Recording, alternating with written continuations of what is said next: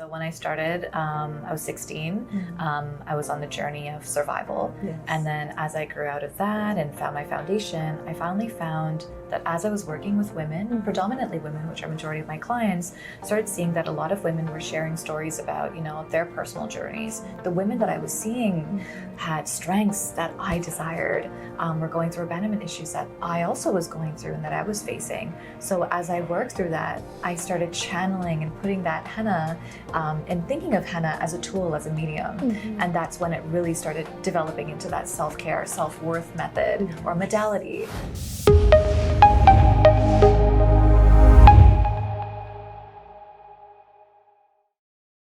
Hello everyone, and welcome to another episode of our self-care series. We are so excited to have Saira with us. Saira's been on our show before, if you remember, right? She talked a lot about henna and spirituality behind henna and really introduced us to it. And today she's just going to share a bit more with us specifically about self-care and what that means to her and her business, and how that can help people that come to her. So Saira, thank you for being with us. Thank you so much, Tricia. Yeah, maybe take a little time to introduce yourself to the audience. Yeah, absolutely. Hello, everyone. Thank you again for having me. So my name is Saira Hussain, and I am a holistic health practitioner, soon to be your licensed reflexologist and a creative consultant. I use henna to help women, men, individuals assess and access their self-worth, their emotional well-being, and a lot more. We'll talk about that later. Yes, definitely. All right, so let's jump into our first question. What does self-care mean to you? Absolutely. So self-care to me has a lot to do with breath. Self-care has, over the years, I've really worked on redefining what it is to feel human, what it is to feel like myself and be me. So lately, self-care has to do with being present and with acts of rest, nourishment, and also kindness, paying respect to, how to be gratitude, how to be grateful.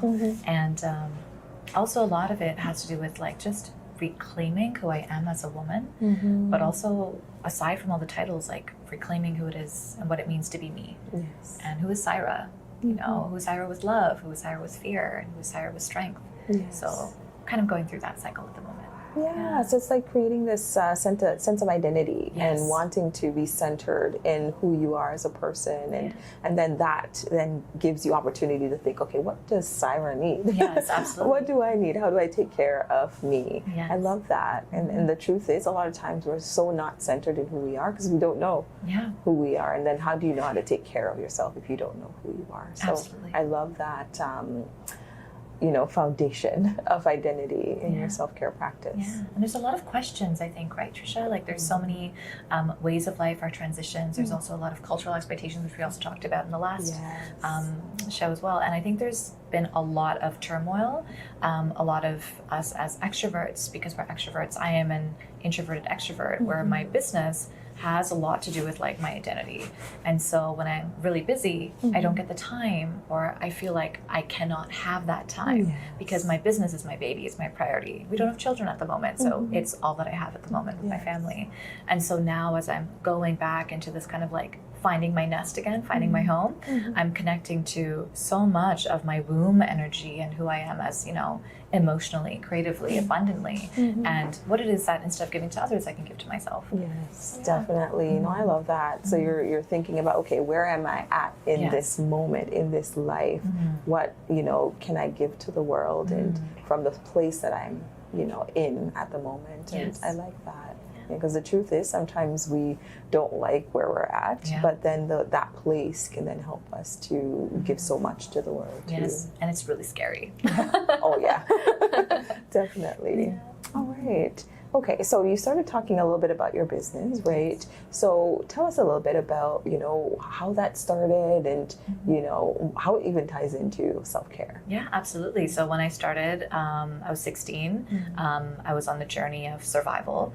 And then as I grew out of that and found my foundation, I finally found that as I was working with women, predominantly women, which are majority of my clients, started seeing that a lot of women were sharing stories about, their personal journeys. So whether it was with family turmoil or trouble or, feeling disowned, but it wasn't disownage at all. It was actually, feelings of abandonment, not being seen, not being heard. And I was also feeling that because I was mirroring the women that I was seeing had strengths that I desired, were going through abandonment issues that I also was going through and that I was facing. So as I worked through that, I started channeling and putting that henna and thinking of henna as a tool, as a medium. And that's when it really started developing into that self-care, self-worth method or modality. As you can see here too, with the henna, it speaks more than just, an art piece. It's, uncovering the soul of the individual, their cellular structure, their wisdom, their energy, and seeing those beautiful designs. I tend to work along the meridians. So to help redefine that strength, that meridian, or to empower, or to provide that meridian, that energy that maybe their lungs need, or that their heart needs. And in telling their stories, them not even knowing or not even needing to know the process, not putting too many technical words or medical words, because we confuse the crap out of ourselves when we do all that. This is true. But it's really easy. It gets really easy to get confused, but to just gently create something that they could be like, wow, that is my story. And that's where I started seeing the mirroring, not only in their well-being, but also I was receiving something as well by feeling that self-worth, that I could provide something for someone, but that something before all of that was coming from within me to share with the world, to share with them. So it's like an exchange in a sense, right? That this person comes in broken, abandoned, and you're like, okay, I have to open up myself, in order to reach them where they're at and give them space to share and to talk and to be adorned. And then that opening up of yourself then creates healing for you. And that's sort of what I'm hearing. Yeah, absolutely. And also these women are like CEOs or like top of their firm lawyers, and they're incredible women, but because of the workaholic resemblances as well, right? Because I started it due to survival. Workaholism starts off from survival, abandonment issues, trying to build your own foundation. So going along that path and that journey, I realized that all these women, it didn't have to be someone who was struggling. The woman was going through a battle of emotions in her own sectors, in her own body. And she was, even though she was communicating that, they forgot that there was actually a much deeper message behind it to take away work from us. Who are we? We feel bare, we feel naked. So to see this woman now celebrating her marriage or going through grief or whatever it was, there was almost like this pure soul that was in front of me, and I too was vulnerable in front of them, and we were one in that moment, and that was really, really beautiful. It's like creating this centered community. We talk about community healing and how important it is, right?